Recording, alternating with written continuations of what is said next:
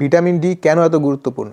আপনার বডিতে vitamin D এর কাজটা আসলে কি সেসব জানতে পারবেন এই ভিডিওতে। আমি Sourav Islam Sagar, MBBS final year. Vitamin D আমাদের বডিতে ইমিউনিটি ইমপ্রুভ করতে সাহায্য করে।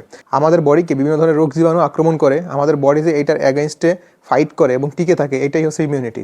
ভিটামিন ডি আমাদের ইমিউনিটি বা রোগ প্রতিরোধ ক্ষমতাকে বৃদ্ধি করতে সাহায্য করে, বিভিন্ন রোগ জীবাণুর অ্যাগেনস্টে ফাইট করতে সাহায্য করে। এই জন্য যাদের ভিটামিন ডি এর ঘাটতি থাকে তাদের রোগ প্রতিরোধ ক্ষমতা কমে যায় এবং তারা বারবার বিভিন্ন ধরনের সর্দি, কাশি, জ্বরে আক্রান্ত হয়। ভিটামিন ডি আমাদের হাড় এবং দাঁতকে মজবুত করে, সেই সাথে ক্যালসিয়াম শোষণেও সাহায্য করে। এই যে আমরা ক্যালসিয়াম সমৃদ্ধ বিভিন্ন ধরনের খাবার খাই, এই ক্যালসিয়াম যে আমাদের বডিতে শোষণ হবে, এই শোষণে সাহায্য করে থাকে ভিটামিন ডি।